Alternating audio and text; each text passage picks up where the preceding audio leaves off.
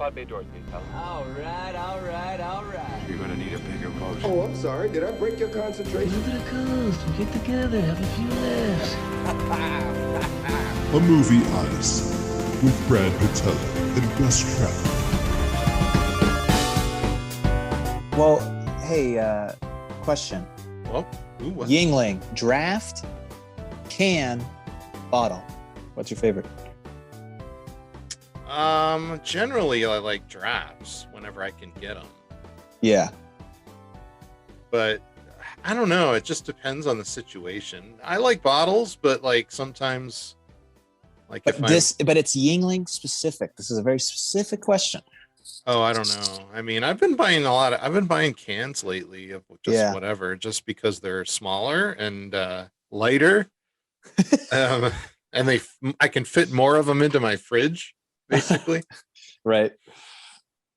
Basically, I think Yingling tastes. They might as well be three different beers between Yingling, cans, bottles, and draft. Huh. Bottle is like really skunky and metallic tasting for some reason. Like MGD or something. It's like for some reason the can tastes the best. The can does, like I don't know why. It just does. The skunky metal can. No, it's the bottle is the skunky. Oh, bottle is skunky. No, it's green. It's like, I don't know. That seems like kind of a waste. Like Yingling in a bottle. It's like, that's a can beer. I don't know. Sort of like MGD or High Life. It's like. But see, High Life is only good in a bottle. Is it? I don't know. Yeah. Okay. Truth. I guess I haven't drank too much of it to know. I'm an expert. Yingling expert. And High Life expert. I was just looking at the soundtrack to this movie. We were listening to it. Alex watched it with me last night. And she was excited to watch this movie again with me last night. And she, of course, loves the soundtrack. She's a big Beach Boys fan. Yeah, that was a lot of our discussion was about the movie, was like the soundtrack. She's like, oh, it's like all about the soundtrack. And I'm like, yeah, but it's the soundtrack with the visuals that like make it so good. You can't have just one or the other. It needs to be the combination of the two meeting. Yeah. That just bring the house down. Which he is, like Tarantino, he's so fucking good at picking the right song and like obscure songs. Yeah, he really, he's a fan of music, and so is Wes Anderson. You can tell, like, different styles though. There's a lot of doo-wop like type songs in it. You know? And that. Well, I guess we'll get into it. I guess we're. Are we talking about the movie? Talking about the movie. I guess I'll do an intro. Hey, gang. Brad Patello here. Thanks for joining me. I'm here with my good friend Gus Trout. Today we're discussing Fantastic Mr. Fox, released in 2009, which is the same year that Coraline came out. So we've got two stop motion features that got a wide release in the same year, which is unusual. This is our first stop motion film and also our first Wes Anderson film. So, which is surprising. When I took your class, one of your opening thing is in your classes to like introduce yourself and to say your favorite movie or something like that. And I think mine was at the time. So that would have been 2005 or 6 or something. Yeah. I think I was such a Wes Anderson fan then. And I like everybody else around me, but I think I said like Life Aquatic or something, or I think with Rushmore, Life Aquatic, and Royal Tenenbaums, it's just I remember saying this, like Jordan and I used to say this all the time. It's just like whatever Wes Anderson movie you had just recently watched was your favorite Wes Anderson movie. Yeah. Does that make sense? You know what I mean? It's just like you watch Rushmore and you're like, oh my God, it's so good. That's my favorite one. And then you watch Royal Tenenbaums and you're like, damn it, that's so good. This is my favorite one.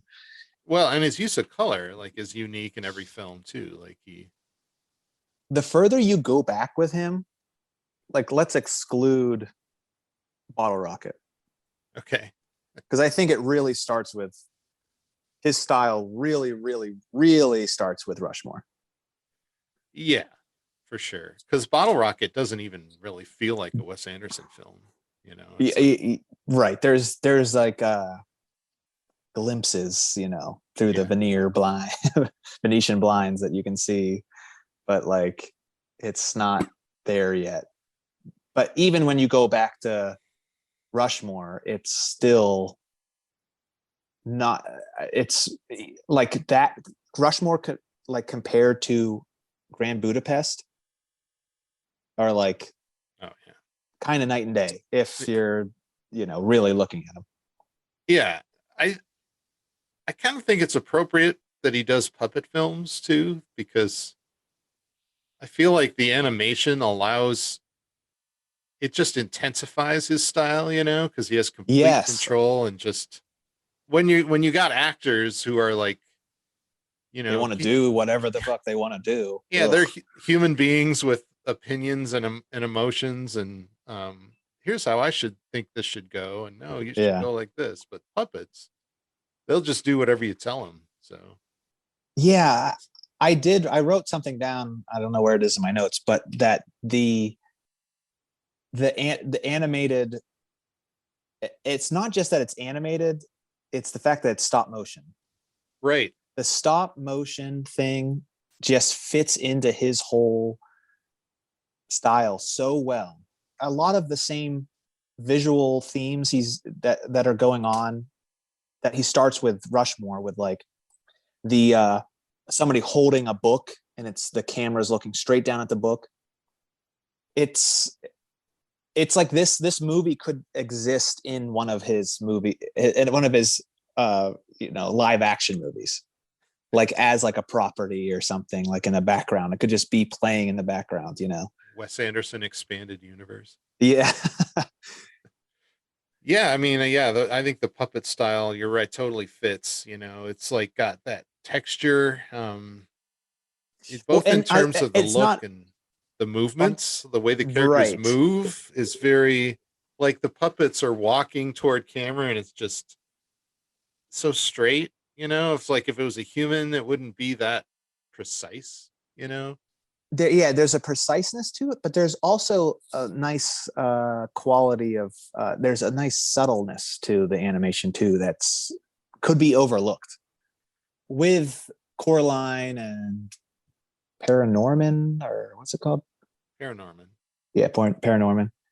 Those movies are almost so polished that they, to somebody who doesn't know doesn't know stop motion animation, they might think it's like a 3D Pixar Oh, I know. movie. Well, especially that last one, Missing Link, was so smooth. The animation was just next level smooth. Yeah.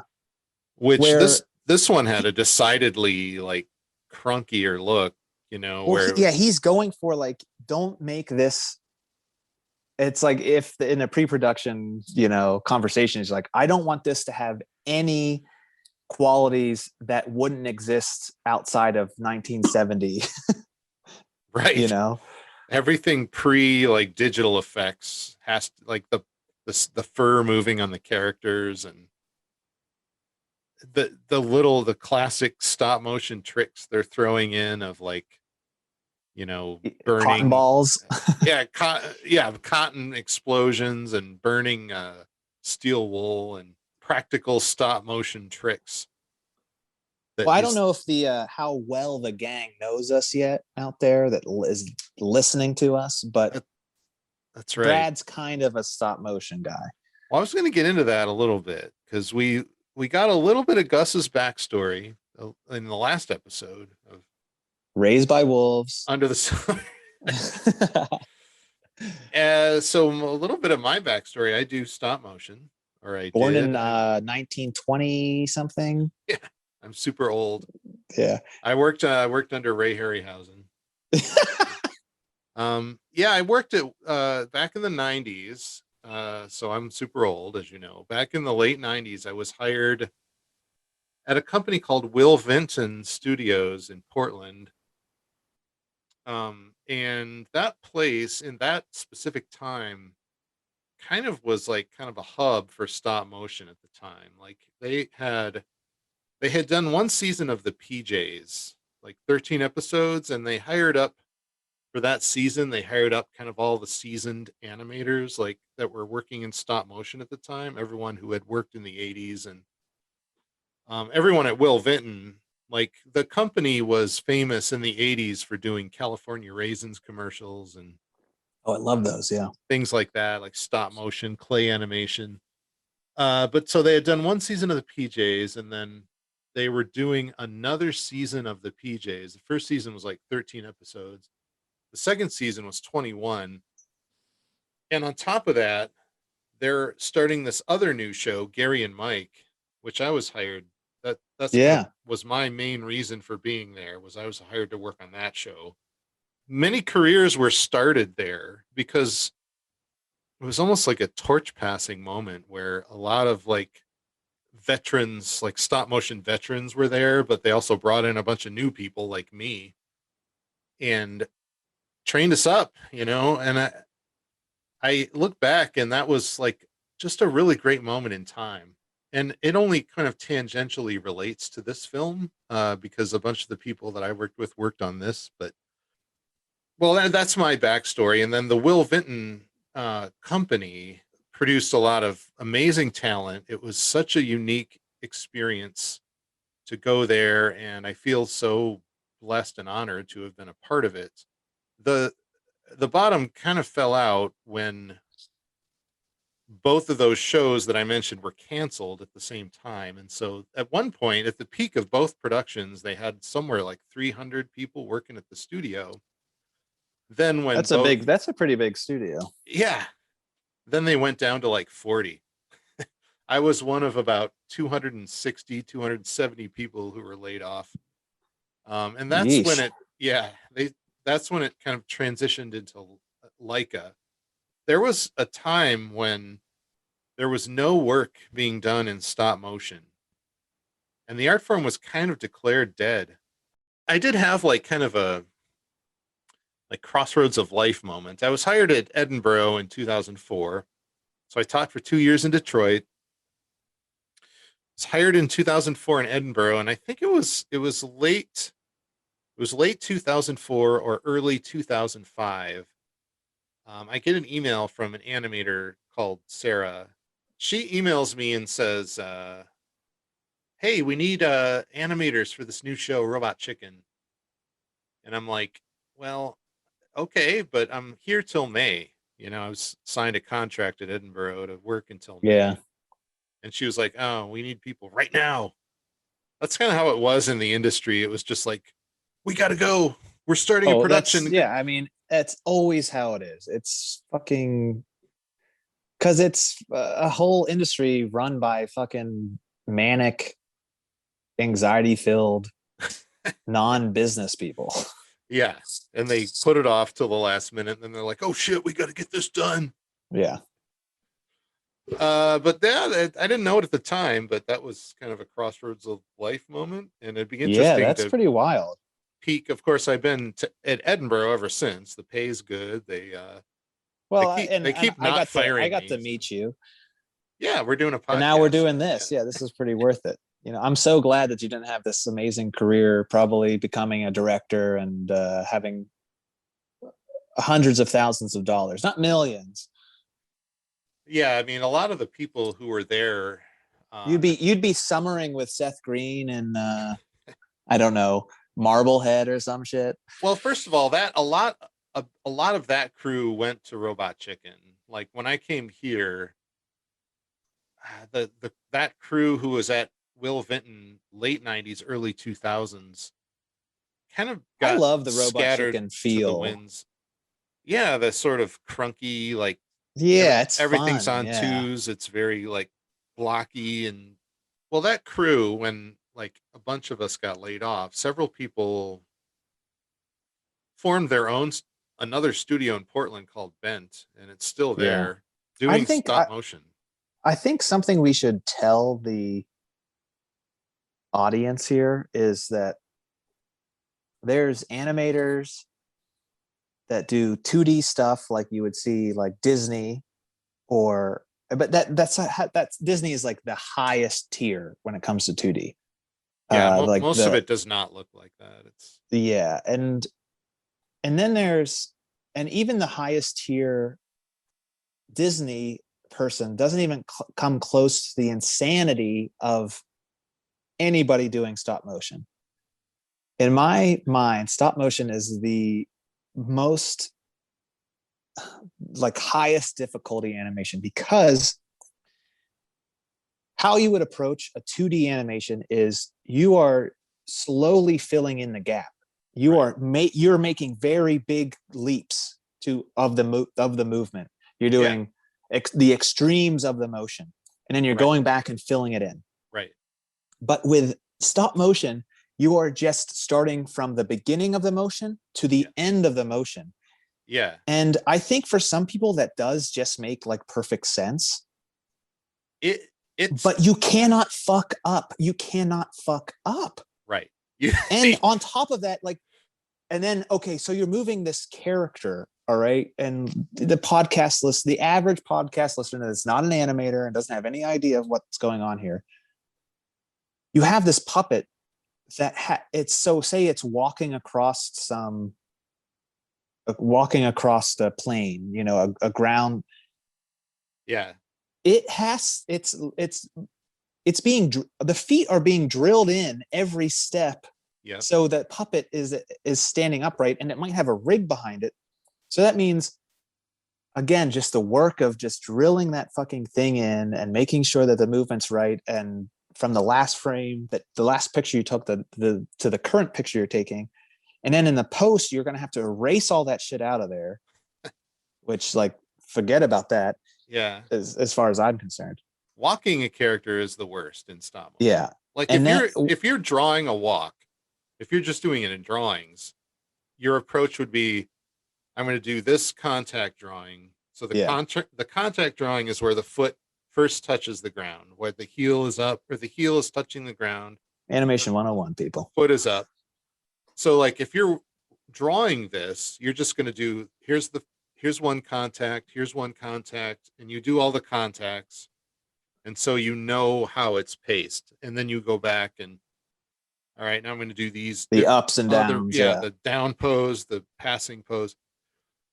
With stop motion, you have to keep track of, like, the idea, and also just the expression of that, like what that character walks like. Right. Through the entire walk.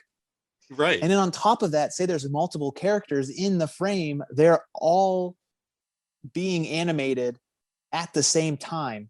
Oh, yeah. Whereas in 2D, there might be a lead animator that's kind of blocking the entire thing, but then there's the lead animator for just this character, and then there's lead animators for the other characers.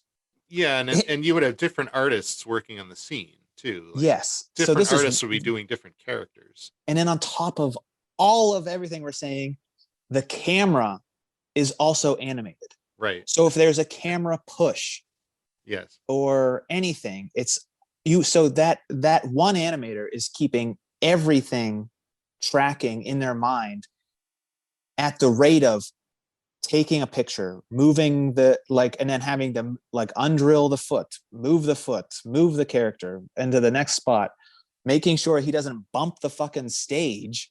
Yeah. That ruins everything. It's just absolutely insanity. I would never, ever, ever do stop motion animation. I own an animation company. I will never do stop motion animation. I'm saying it right here. I might direct it by saying, heard it here. I might do storyboards, but would I actually animate? No, not a chance. Well, also it's a little bit sad to think about, but I don't know how much longer I'll be able to physically do it. It's very physically taxing on your body, because just being like hunched over and stuff. Yeah. You're in order to animate the characters, you're bending over a set. You're bending over multiple times, like dozens or hundreds of times, while you do this shot, and holding this ergonomically awful position while you move the character. Then you go back, you check your frame, see if the character's moving right, and then if it's not, you have to go in and reposition the character. Well, I have a question for you. For like a longer shot, there times where you just like, fuck, I cannot go on. I have to come back tomorrow. Yes. Well, I that mean, happens. Yeah. so I mean, you have to plan ahead of time. you try to just get to a to- good stopping point. Yeah. Like, because sometimes what happens is like you turn the lights off, you go home, go to bed, come back the next day, you turn the lights on, and things will have shifted because the lights are warm. And when it cools down, like things shift, like the set might expand or contract or whatever. And then you And turn on the top of lights everything, on you have again. to you have to make every single like yes, in 2D animation, you still have to animation, you're making everything. You're making the lamps, the remote, the pens, every single little thing you see is being created from nothing. But with stop motion, it's being created via like it's literally being made like into a tangible item. In miniature too. Like, And then scale. if there's a working, and there are many scales in this movie, and we'll get to that, but I think the most characters I ever had in a shot was 14. Like I had a shot that had 14 characters in it. I've heard of more, but like basically, Yeah, your 24 frames was a oh, I mean, that's right. you were going for something there, I, man. Like, I can't believe you even set yourself up for that shit. yeah, Jesus well, I don't Christ. know what I was thinking. I Well, just like that's the whole thing. Like as an example, um, Reservoir Dogs, like Quentin Tarantino's first movie, he set that up for himself. He wrote that movie as a low budget movie that if the studios were never to pick up, he could make for like $30,000 or something like that. It was always aimed to be made a certain way. right. And that's, I think, the average moviegoer has no understanding of that. They're like, oh, this movie looks like shit. This was stupid. It's like, well, there's circumstances to everything. And you can't just have like Marvel level Disney power all the time, you know? Yeah, it's labor intensive. It's Yes. very physical. You're engaged with the physics of the object. You really have to get in the zone. Like, Well, here's the question: How long is 24 frames? Your movie? oh yeah, I did. Gus is You're referring short. to. I did a short film called 24 Frames, which was final cut was like 18 minutes, I think. And how long did that take? 3 years. Yeah, and that's one person basically, right? It's just me. Well, I had people Yeah. working, doing. I had a few people helping just here and there. With puppets and stuff though, and asset and like prop creation, correct? Not animating. I had a couple people animating. Jeff, Okay. as an intern, Yeah. and a few people did shots here and there. I think besides myself, Jeff probably did the most animation. You remember Jeff, right? Wallenhorst. Yes. The thing about, and I kind of just put this together right now. I always thought of like stop motion animators as being like psychopaths, like they're like crazy people. They are. But I mean, they are, but they're crazy in like a Zen way. Like, you're very calm. Matt and Jeff are very calm. Like, you need to be calm. Yeah, you're calm on the outside. You're projecting an image of calm. Inside, you're eating yourself up. That exterior of calmness comes at a price of your sanity, basically. It is a very No, yeah, that's what I started off by saying. I mean, it's absolutely insane. The end product is incredible. It is mind-boggling the amount of work that goes into something like this. Like this feature. Yeah, and like the amount of work that went into this, and then I think about the amount of work that goes into the level that they got, like the Leica stuff, it's so absolutely insane. It almost seems to me it's at a level of like almost impossible. They're those films, yeah, they are making those films solely for the love of the craft. Yeah. Like they're making them stop motion. But they're for- pushing the craft to a level that is like Yeah, I no think one else, almost no one else in the world could get to, which is crazy. That's fucking crazy. well, And yeah, they they look so only good. They look CG. Two people that They- don't know the craft. well, yeah, they only like they got the collection of animators they have is just world class, top tier. Yeah. Um, which wasn't the case when I was hired. Our shows were just really quick. The difference between feature and television is that you have way more time. Like our quota in a week on Gary and Mike, we were supposed to do, I think it was 25 seconds of animation. Each animator was expected to finish 25 seconds of animation in a week. On a typical Leica film, it's 6. An animator's quota is 6 seconds a week. So they're an animator working 40 or 50 hours producing 6 seconds of animation, maybe. Which is insane. So this is on top of like, look at some behind the scenes from like Coraline, like some of the sets. It's just mind boggling. The scale, like the Coraline house, the house that she lived in, they had a full scale house. It was like, so the puppet is like 8 or 9 inches tall, probably.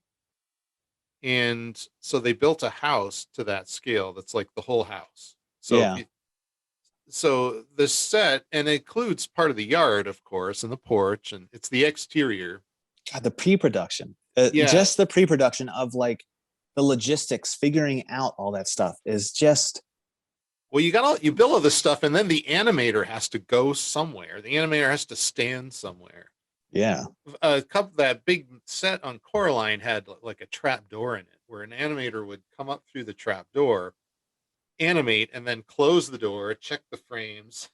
Well, So yeah, they're, like, close the door, under the walk set. all the way back to the camera Yeah, you try underneath the set.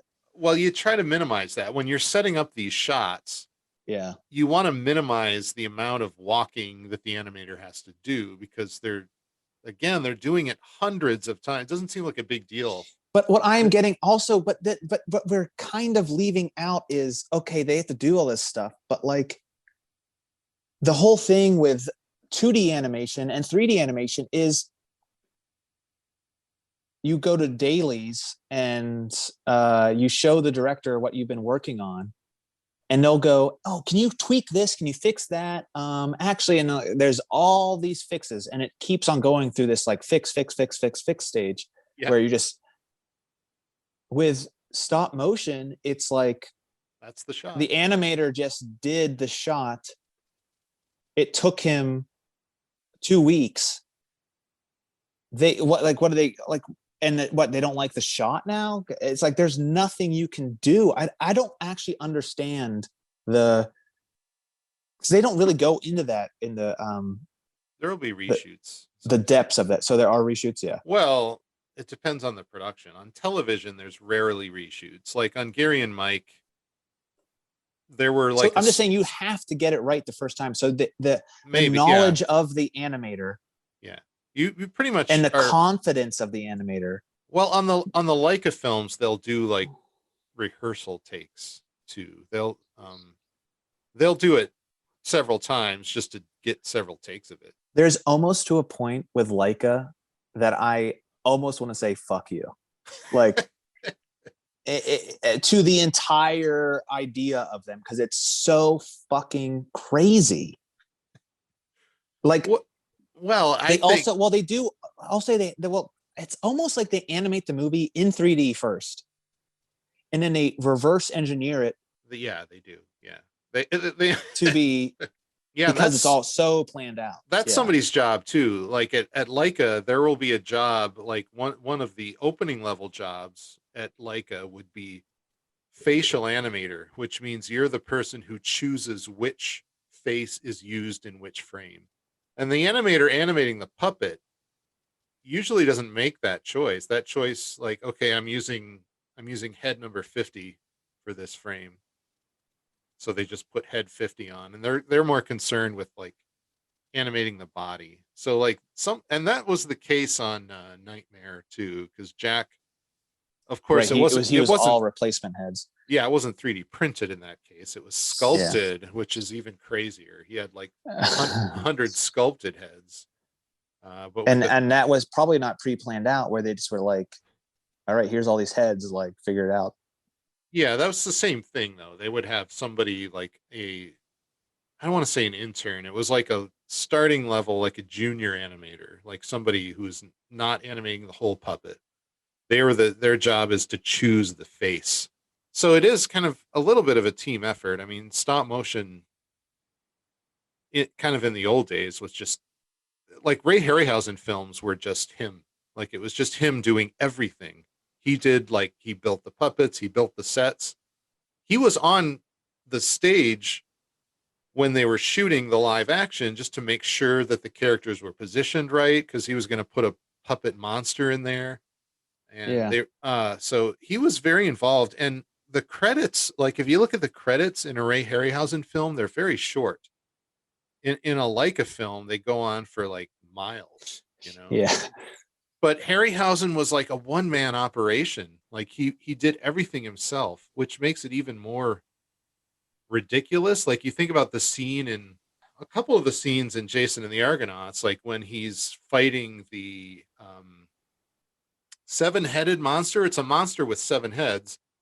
And back in those days, he couldn't look at what he was doing either. That's the other development that came about like in the 90s. Like when I first You started, could see the frame before. you could at least see what you were doing, and that was all you had. And you shot it, and then you saw the animation when the film was processed, and you got it the next day. It's knowing, like having even just a glimpse into that world. And I mean, I live in that world, but like it is like I'm having like a panic attack over here. It's insane. It's absolutely insane. Well, and it almost makes it, to an extent, it does make sense to have almost one person doing a lot of it, because you need that one person to have such a understanding of the larger picture. Yeah, that's mostly how it was. Like, depending on the shot, sometimes they would shoot animation first and then have that running on a rear screen projector. And sometimes they would shoot the live action first and have that running on a rear screen projector. So depending on what the shot was, it was, I don't know how he did it, honestly. Well, I mean, there is, to an extent, like with our interns that we get sometimes you end up doing all of their work over again. Oh, sure. And it's they like slow you down. Yeah, I can see sometimes. Well, I was when I was working, it was like, I was on a set by myself 98% of the time. The director and people didn't bother you. Like you would put up your sign, like every animator had a hot set sign, like, don't come in here, this is a hot set. And occasionally the director would sheepishly peek in, like, how's your shot going? Like, they don't want to disturb us, like, because they know. Yeah, but like, what is that doing? Like, that's not like literally. Like, what are you gonna say? It's going poorly. I don't know. Or it's going great. Or well, I don't know. They were usually pretty good about just not like only sticking their head in the set if they absolutely had to, But yeah, it was sort of like meditating. Yeah. Because you had to reach this level of this plane of existence where you're not thinking about anything else. Like you have to be singularly focused on this job that you're doing. There's no past, there's no future. It's just you and that puppet. Yeah. And that's the only thing in the universe that exists right now. That's kind of the state that you have to get into in order to produce the kind of animation that you're seeing at Leica films for sure. Well, I also, yeah, that you're kind of getting at the zone, as Yeah. artists call it, We're in the zone. and Yeah. it really is a beautiful thing. I love being in You the zone. and it's something I think that like it not just artists get into, but like anybody doing anything, but like getting into the zone is the fucking best. Yeah. And it's like a blackout, and it's like when you come to, you're like, Oh, it's 3 a.m. Oh, yeah, I guess I yeah, better go to bed. it's great, and you're kind of just, yeah, I love it. All right, Mr. Fox, stop motion animation from 2009. We talked about just how grueling and ridiculous of an art form stop motion is, and how the people who do it are insane. Yep, And I I'm talking. know, I'm looking at one right I now. know, because I'm one of them. Yeah. So this film came around, obviously based on the book by Roald Dahl. Optioned in 2004. Henry Selick was originally attached, but he left to go work on Coraline and was replaced by Mark Gustafson, who was previously at Will Vinton. He was the first kind of shout out I wanted to do of people that I knew who worked on this. He was the supervising director on the PJs, and he was a director at Will Vinton for years. He did a short film called Mr. Resistor. He directed a bunch of commercials for them. He was on Oprah once because of a commercial he directed.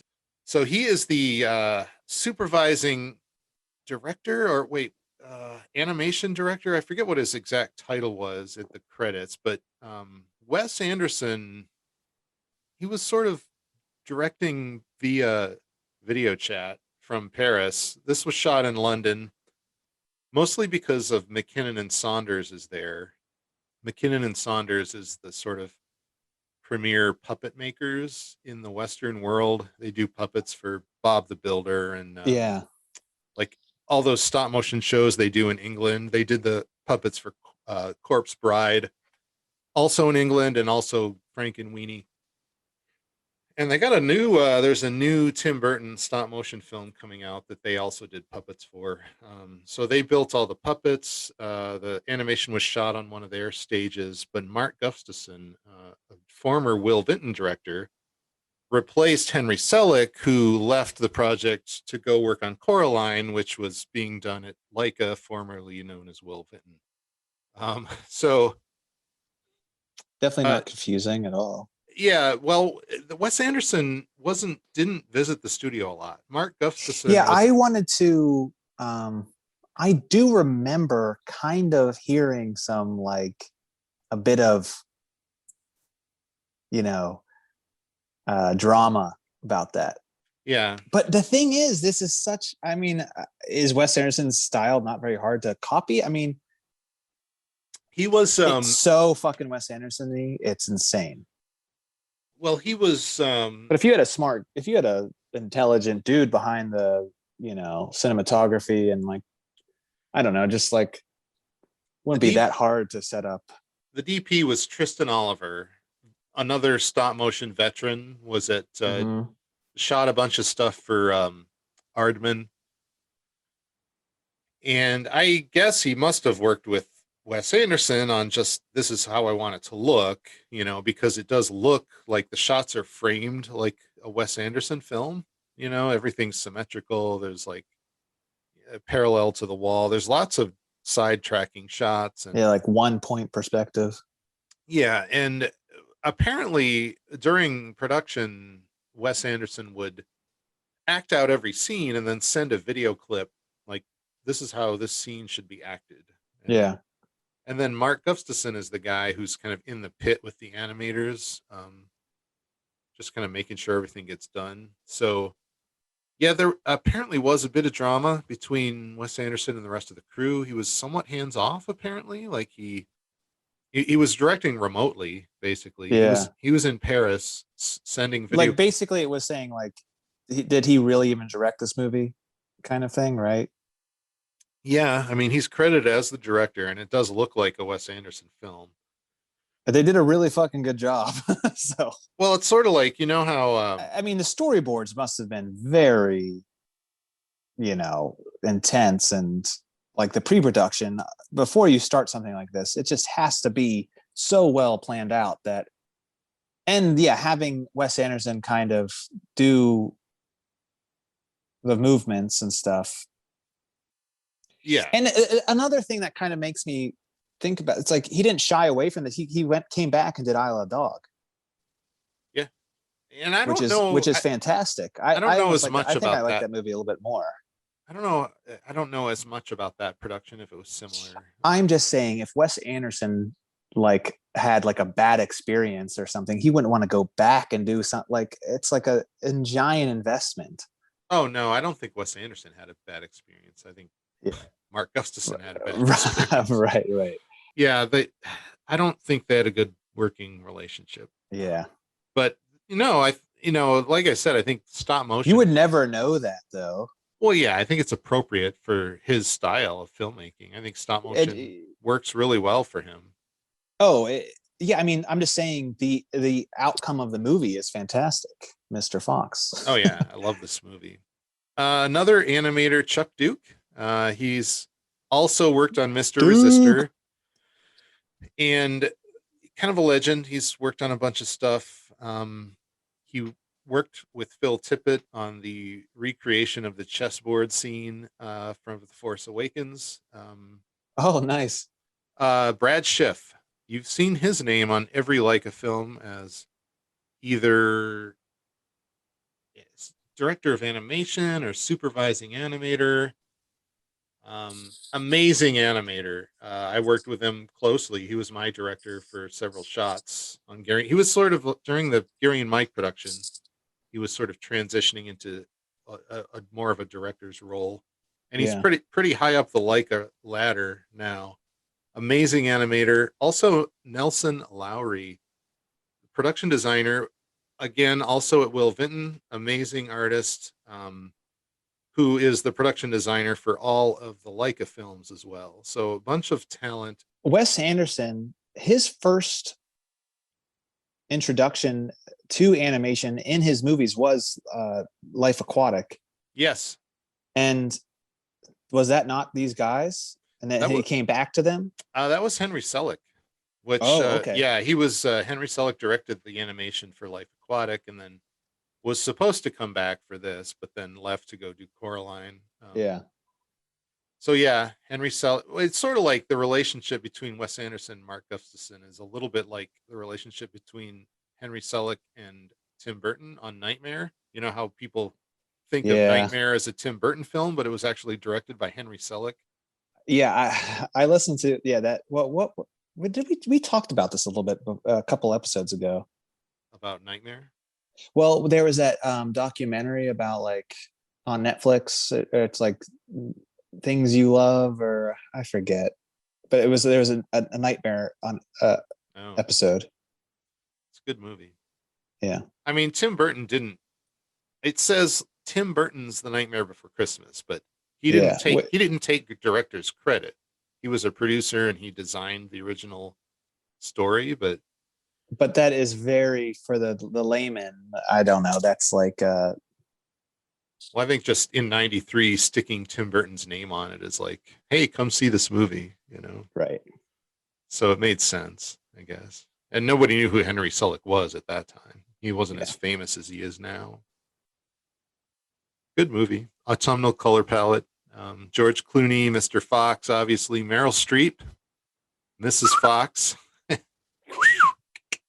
Yeah. I love all those little character moments I love in this film. That's what I love. The amount of like charisma and charm and creativity, the creativity of this movie, it's just endless. And the relationship between Mr. Fox and Mrs. Fox feels very authentic and real. Meryl Streep said, "Where else do I get to be Mrs. George Clooney?" Well, and then I remember seeing like behind the scenes of like them just recording George Clooney like in a field. Yeah. They like did running that. around and doing like dives and stuff. Yeah. Yeah, they recorded the dialogue like on locations that were going to be similar to what the locations were they were planning to use. So yeah, they were outside and they were like in barns and Well, what I was gonna say was I was trying to write down all the Wes Anderson like trademarks, yeah. and one of it's like the first shot basically is like there's somebody holding the Fantastic Mr. Fox book, Oh yeah. As the which intro. is Yeah. yeah, I mean like that's the Royal Tannenbaums. That's I mean that starts in not Bottle Rocket, Rushmore. Yeah, a lot of his films do that. Well, yeah, let's think of all the other stuff. Well, the There's symmetry. there Just, well there's obviously the symmetry, but there's always a like a long take. oh yeah. Lots of long takes. But there's a long take that was like a tracking shot of like in Life Aquatic, it's the ship. He's like, let me show you my ship. Yeah. And it's going all to all the different the library and the kitchen and everybody's rooms. And in this, it's at the end, they have where they're living in a sewer system. Oh right. And then of course there's this has a very similar ending to Rushmore with the needle drop track and them all dancing. That's right. And then on top of that, the main character being this very likable, charismatic asshole, male asshole. It's almost always a male. Yeah. And Yeah. that's Steve Zissou, Royal Tannenbaum. Totally. But just very like the yeah, you nailed it. Those are all very Wes Anderson-y things to have in a movie.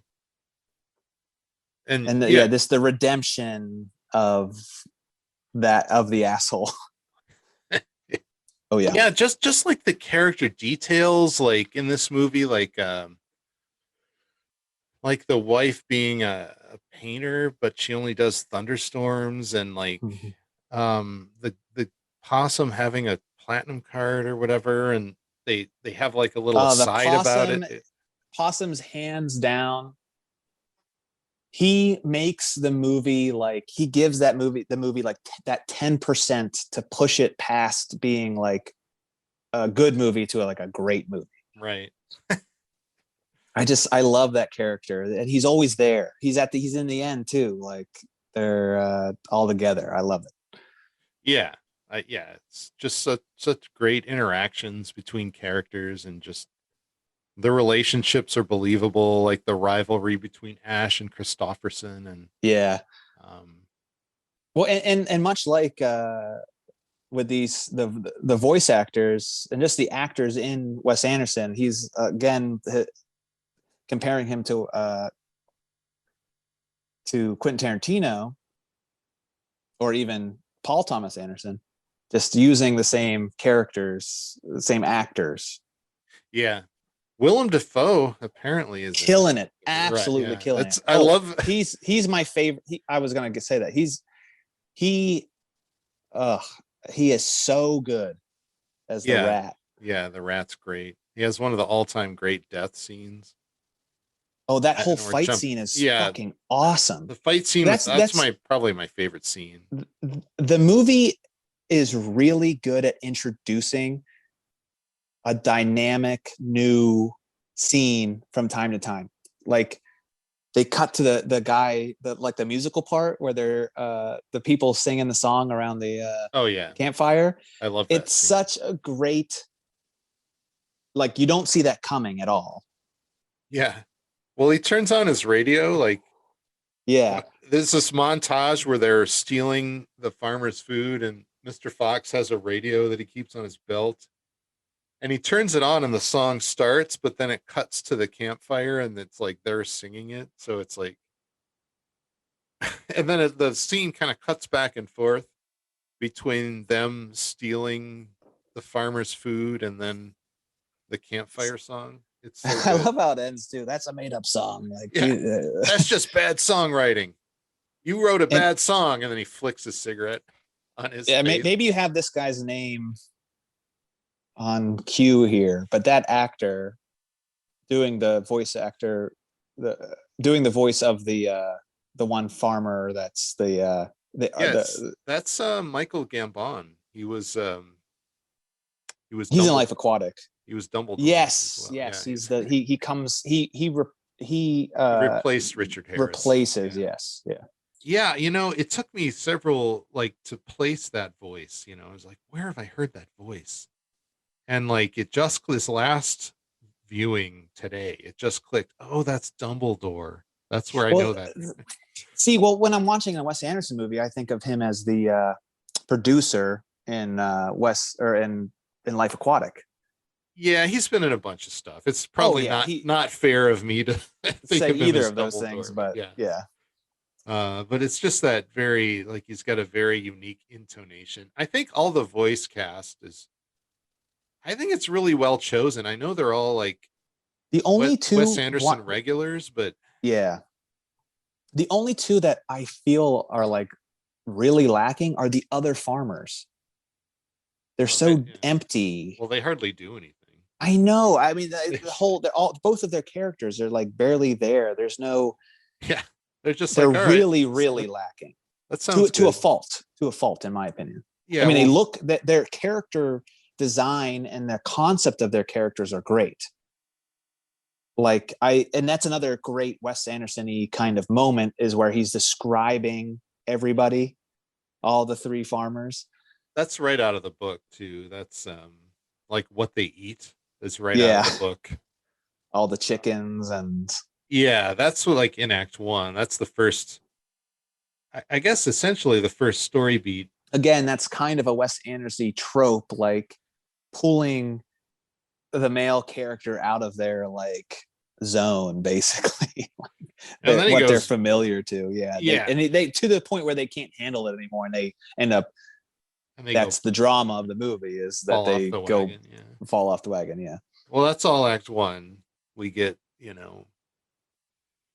a little bit of there's a couple great Wes Anderson-y again takes when he decides to start looking at houses to buy, and there's that great shot. It's a really long shot where he's eating breakfast and he's in the middle of frame, and Mrs. Fox is over here doing stuff, and his son comes in and he's over here talking. It's so well staged, and it's just all one take, and he eats his breakfast and then he looks at the paper, and I love I love his son spitting whenever he disapproves of his father's comments. Yeah. He's got that ear twitch thing that he always does when he's angry. Yeah, I mean, goddamn, I almost like this movie better in retrospect than I do. The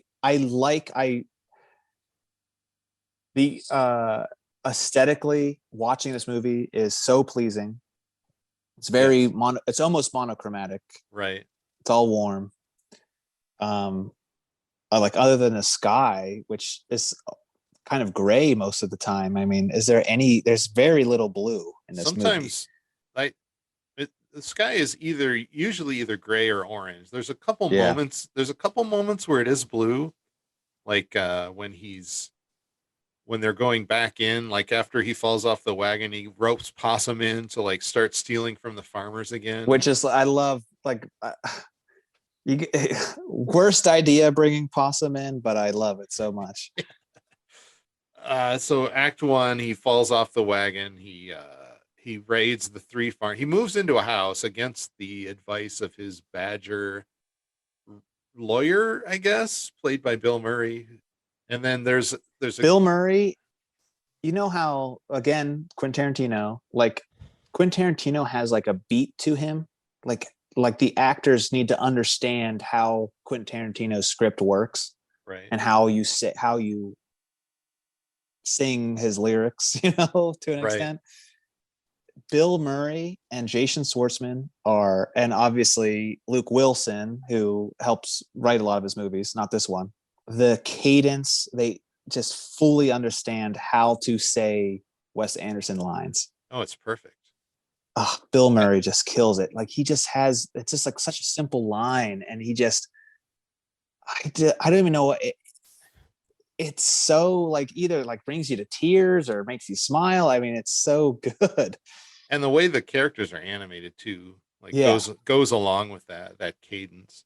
I love how Bill Murray's character has like the song queued up and ready to go.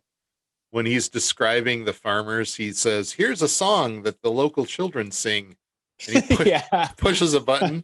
That song is used throughout the film, kind of as the score, the Bogus Bunts and Beans song, Yeah. which you hear many times in different cadences. Like you hear a sad version, and then you hear like an upbeat version.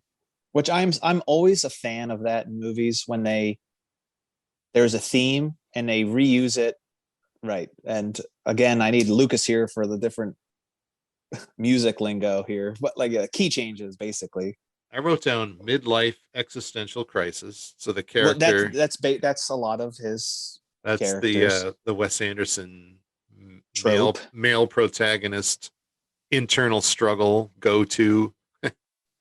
Oh, I want to talk about the set design Yes. and how goddamn fucking perfect. It's so perfect. Yeah. It's either it might be like overly cluttered in a great way, or it's extremely minimalist and it's just like a few like ductwork things and a couple tubes and just a plain background, and there's almost like a painterly quality to it. I mean, I understand that there's matte paintings and stuff going on here, but the physical tangible sets are also visually the movie is perfect. Yeah. I love all the cutaway Like, shots, like all the mhm. shots like where you're seeing the strata of the earth when they're digging, and just there's a lot Yes. of Oh yeah. shots that go through walls. And In the Wes Anderson heavily 70s style, like they're often like the Royal Tannenbaums are dressed. It's like you can't really quite place the time period when any of these movies take place. But if you were to try to, it'd kind of be 70s, you know. I definitely get a 70s vibe from him. Yes, the browns and the oranges Yeah. and just the clothing. The corduroy jackets and Right. I mean, the whole aesthetic of this movie is like a 70s like illustrated children's book, you know. yeah. But one of my favorite set designs that I wrote down was they retreat down in further and further into when they're trying to dig them out. Yeah. And they go further and further underground. And it's kind of like these carrot roots. Yeah. Above them in the caves that they've made. It's so, I don't know. I just think it's the coolest thing. Like it made me, when something is so visually pleasing, I almost want to draw it. And I started to want to draw those cool carrot backgrounds. Like, how can I incorporate that into something that I want to do, you know? Yeah, most of Act 2 takes place underground. And a lot of Act 3 does too. He buys a house in a tree, but then he starts ripping off the local farmers and they come after him. They destroy his tree and he and his family have to retreat underground. Right, he can't help himself but to go back into his old. But yeah, all the underground stuff looks great. You know, there's a lot of different variety of stuff. There's that one scene where it's like, there's a great timing on the scene where Mrs. Fox like yells at her husband, like she goes, "I'm going to lose my temper now," and then she like swipes at him, and it's really quick, like but that set is like a bunch of crystals. And yeah, Oh yeah, they walk into that. Yeah, I love it. Again, it's like the creativity of every aspect of the movie is endless. Yeah, and it always keeps you on your feet as a viewer. Of like, yeah, they walk into this crystal room, like they didn't have to do that. It could have been another, like it could have just been like the same set but like turned a different way. yeah, that seems to be an important character moment too. But like, yeah, like, well, I think one of the as far as importance of plot and character development and just visually like stunning is the waterfall scene. yeah, I love that scene. Now, how is that like plastic wrap that like is on like a big like Yeah, it's like a, two like wheels that yeah, like it's like basically on a crank, big and crank. it Yeah. just goes around. It's like a big sheet that's like loops around.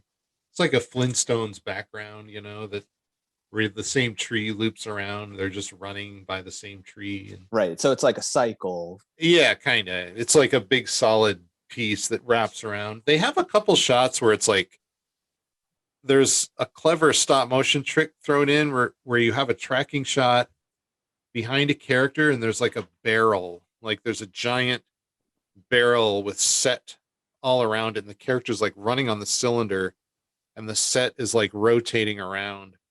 That's like when they're first going up to the Yeah. when they're first going to rob Bogus, I think the first farmer. There's like a couple shots where it's Oh, it's like a close up of Possum and him running, like, and yeah. it's like a profile of them. 3D computer animation actually does have a lot of similarities to stop motion. It's like kind of a digital version of stop motion, and the process is similar too. Whereas like, It's just a smarter, more well, yeah, well intelligent, you can change it. non-insane version of Yeah. stop motion. Well, it's a like stop motion, but there's an undo button Yeah. basically. You can Command Z it. Well, you can go back and go and fix such minute detail that it's insane.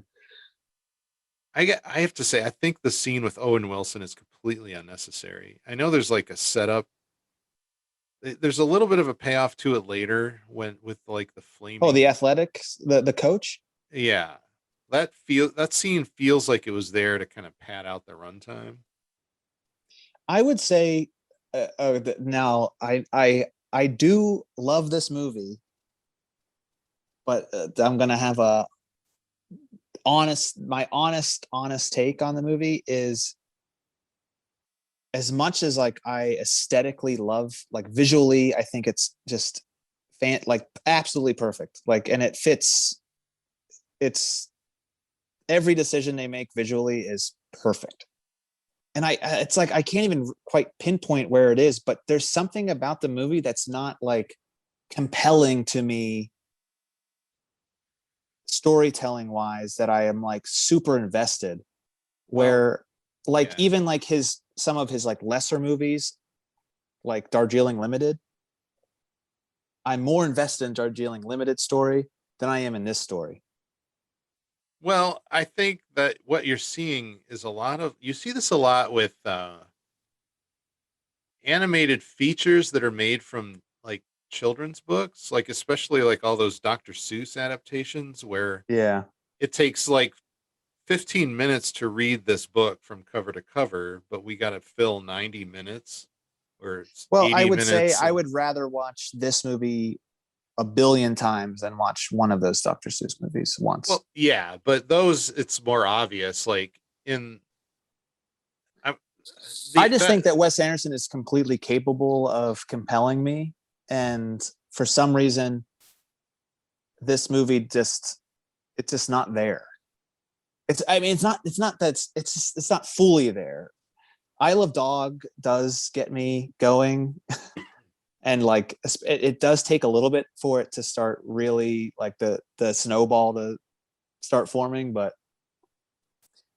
I think I'm into this. I mean, I think I'm just so visually compelled by this movie, and I love the characters so much. Like, and like I was saying, it does like it takes these visual kind of storytelling ideas with the campfire song, and especially the fight scene between William Dafoe's character. yeah, and I love that scene. It's that like those are like saving graces to me, like that.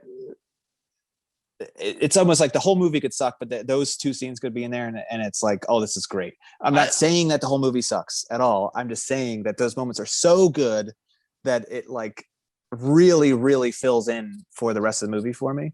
Even though the rest of the movie isn't bad. Again, I almost can't even articulate what is wrong. Yeah. Well, and it's not like I don't like the characters. I like the characters. I like George. I like Fox, Mr. Fox. I like Mrs. Fox. I like the son. I like the cousin. I like Possum. I like the Badger. I like everybody. I like the three Even with the two farmers not being that They're just like developed. sidekicks. They're Yeah. sidekicks, basically. It does occasionally feel padded. Like it's a story that probably didn't need to be an entire feature. And like Yeah. that scene, especially the whack bat scene or whatever the name of the sport is just so shoehorned in there. Well, again, like I have some reservations about this movie, but like all in all, it's incredible. I mean, visually, it's absolutely perfect. Yeah, I'm just so visually taken by this Yeah. movie. Like in a way that like what I don't know. I gotta watch Isle of Dogs again, but I think I like Isle of Dogs a little bit more. I remember once that movie starts going and the relationships between him and the dogs, and like especially at the end, it really picks up. And I remember liking it quite a bit. And they're doing some really cool visual stuff in that movie. well, I love both movies. Obviously, Yeah. I think I like Mr. Fox just a little more. I like the color palette. I like the character interactions better. I guess I don't know. The characters appeal to me more for some reason. I'm trying to think of It's other stop motion tricks. Obviously, we talk about different puppets at different scales. You see half scale puppets and full scale yeah. puppets in the same shot. I guess there were like something like 550 Mr. Fox puppets. Holy shit. Or wait, no, sorry. 550 some puppets total. Yeah. And then for the character Mr. Fox, it was I think like 100 and some. Um, Wow. yeah. Now that does make sense because I would have met like just even in 2D animation, when you're having a character drawn from a distance, you do have to simplify the character or else it's just not going to work. It's going to be too messy. You need to, there is like this strange aesthetic, like anime is really good at it, where the eyes might just be gone and it's a little dot for the nose or something like that, or the nose is gone and it's just two dots for the eyes and there's no white of the eyes, stuff like that. Like He does that a lot in Isle of Dogs too. Like I've only the seen that once. characters in the foreground will be like full scale, and then like you'll see one character close to camera and like three or four other ones that are further away, and they're at it's like a forced perspective thing. They're like at a Yeah. smaller scale. He does Well, a lot this of forced perspective in this. Lower frame rate. They wanted kind of a lower frame rate, like Leica films are all on I love ones. I love lower frame rate. I do too, and that's like Almost 90% of the time it's better. It just works better. it's a different aesthetic. I don't know. I like lower frame rate. I like looking at I like being reminded that it's animation. Like I like the little mistakes, like the popping fur around and like seeing every frame, like seeing the incrementation of it and Right. I like being constantly reminded that I'm watching animation. That's the thing with American animation. It's fucking stale as fuck. Oh yeah. It's the worst. Like Disney movies. Animation that comes out of like Hollywood, Yeah. 90% of it does not interest me at all. Like it's all well, it's all for kids. yeah. It's written by committee. And Pixar at the beginning, they had a thing going until Cars, and then they can go right the fuck off because they have it's all downhill. Yeah. Incredibles 2, it's got lots of cool stuff, but who gives a shit? Yeah, that movie. Tell me one Pixar movie that's honestly, because now like Soul and all of those things, they're like so Disney. I know. Fucking what was that one? They're all in the same now. What's the one where it's like it's our world, but it's all fantasy? There are these two troll brothers and they go on a quest. Oh, Onward. Yeah. That to me was pitched by some fucking Disney humping, stupid, probably extremely talented, but fuck you, like dude, like a student that was like, I'm going to combine all the most like horrible Disney shit into one thing, and like there you go. And of course it gets made into a feature film. It's the worst. It's like, it's our world, but it's fantasy. And it's like, ugh, God, get the fuck out of here. I'm leaving that in the episode.